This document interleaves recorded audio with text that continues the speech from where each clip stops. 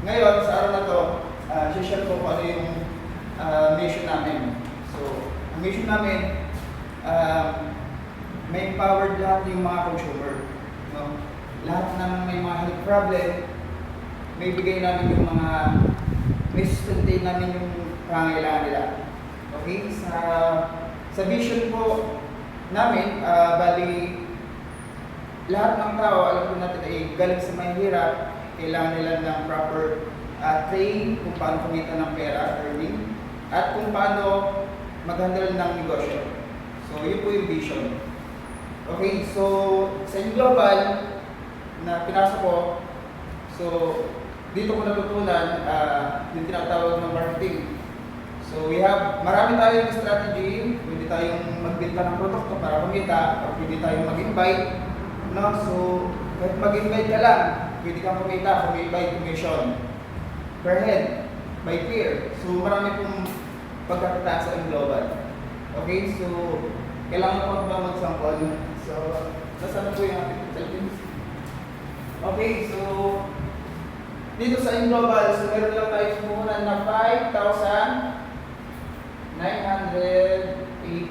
Tama po ba? Yes. Okay. So, yan lang po. Mag-umpisa lang po tayo dito sa amount na to. Lahat naman tayo wala. Lahat tayo ay mula sa pagka-baby. Wala tayo kahit damit. Short, lahat wala. Okay, so zero. Sino nag-provide? Parents natin. Sila ang provider para tayo ipanood. Pero makain. Okay? At sila din ang provide para tayo magkaroon ng kasuotan, pangalan, pangailangan, schooling, alaman. So, lahat ay guide by and provide by our parents. Okay? So, itong amount na to, isipin nyo, wala pa tayo yan. Saan natin kukunin? Okay? Isipin nyo na lang na dahil tayo sample, hindi natin alam kung saan tayo kumuha ng pera. Paano natin makukuha ang pamumuhunan natin ng 5,980 na yan? Okay. So, alam ko, marami kayong paraan kung paano makakuha ng pera. Pwede pumunta sa London. Okay? Pwedeng may mga kakilala kayong may kaya, pwedeng lapitan. Or may iba pang paraan dyan mga legal lang, hindi pwedeng illegal. So, pwede namang pag-ipunan. Okay? So, kung may alkansya, may alkansya. Hanggang sa mga kabukan nito. So, dito magpapisa, yung pagyaman mo. Isipin mo, na ikaw yung sample na to, iminulat ng magulang kung paano ka magkaroon ng kaalaman dito sa mundo. Pinrovide nila yung pangangailangan mo, like food, kaalaman, shelter, damit. So, nandito na, lahat na to, naipon mo na. So, ito na yung amount. Ito na yung first tip mo sa pagyaman. Okay? Paano mo palalagay ito? So, kailangan mo ng kaalaman. Kaalaman sa pag-aaral, sa pagdating ng training, dito sa Team Global.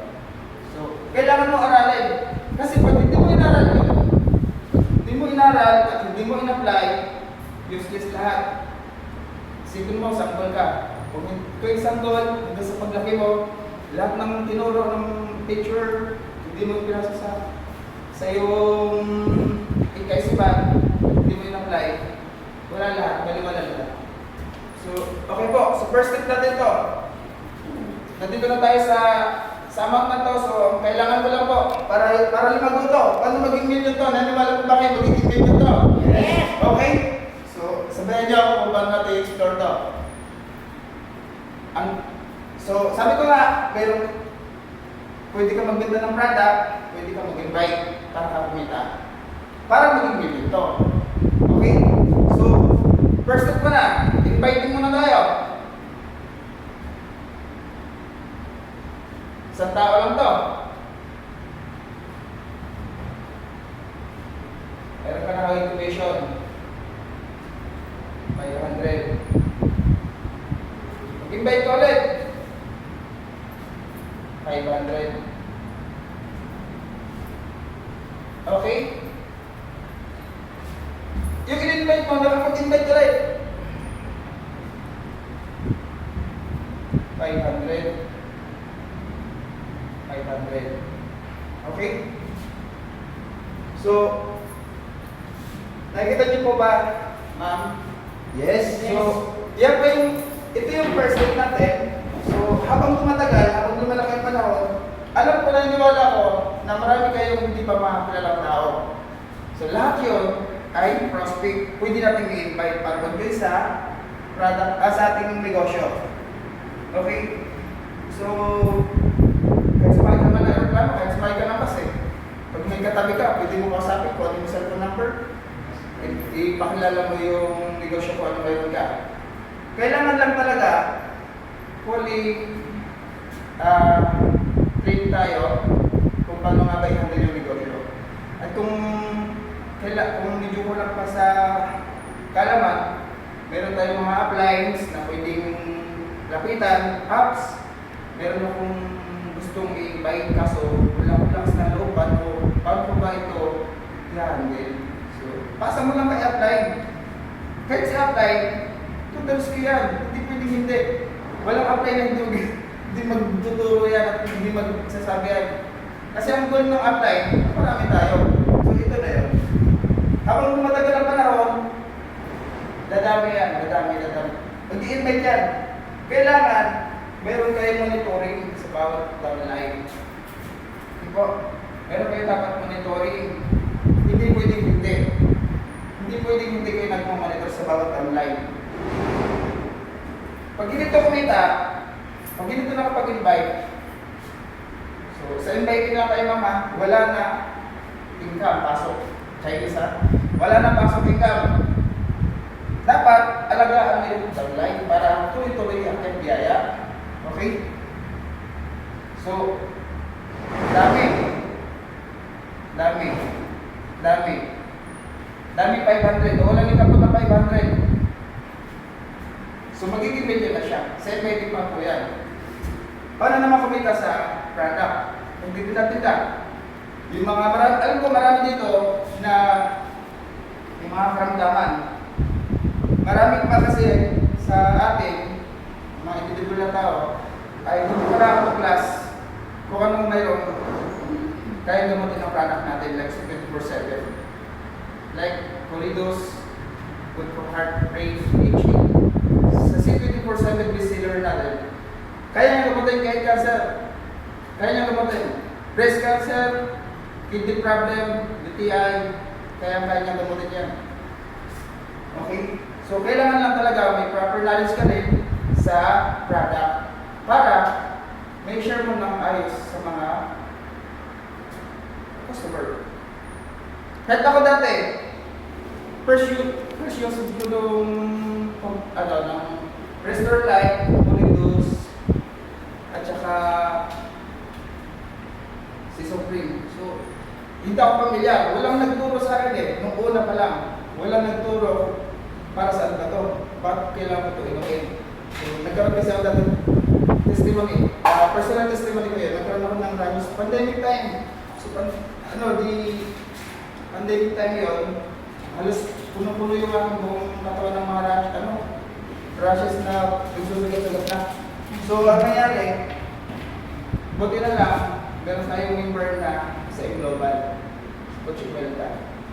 So, siya ang nagbigay ng daan para i-take yung product. Sa walang Diyos, within 1 week, ininom ko yung Restore Life, sa 24/7, gumaling ako, within 1 week. Nawala lahat yun. Ba't sa company nga na nagwala sila, hindi na nakakalain na parang walang piklat. Wala talagang piklat. Walang piklat yung aking mga katawan. Okay? Tapos, doon naman sa, i-share ko lang po ha, doon sa Colidos naman, nagkaroon ako ng failure sa heart.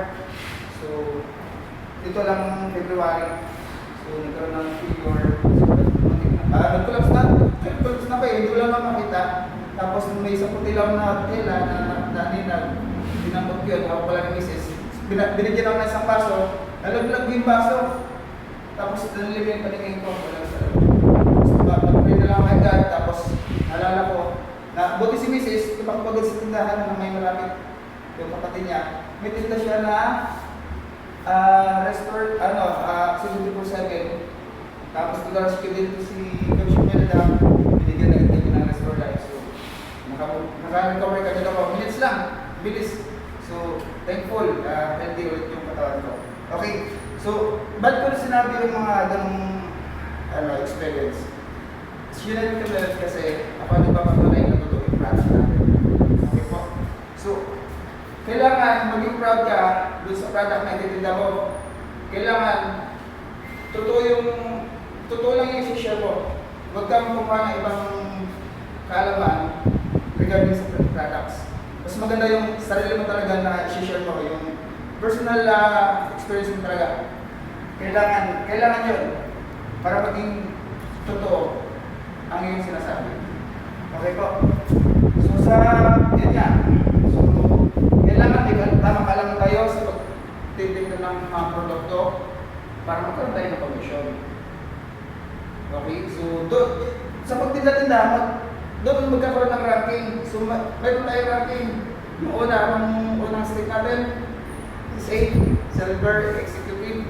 Tapos, next, hanggang sa maging MC, global ambassador. No? So, katulad nila Coach at Sina Fernal isa. Nasa global ambassador na tayo. Ano ba? Kaya, kapag ni Coach, na-award lang nito lang. Bakit sila sa stage? Nabigyan sila ng award. May sas, highlight yung pangalan nila, laki-laki. Dito sa, dito sa may Philippine Sport tayo. Okay, so, naka-inspired, no? So, tinda-tinda lang ang product, nagkakaroon ka ng ranking. At maganda pa doon, kahit makapag-invite ka, yung mga downline mo, pag kumibili ng product, ipapalo sa iyo mga points. Lahat yun, pwede i-convert sa next card. Okay?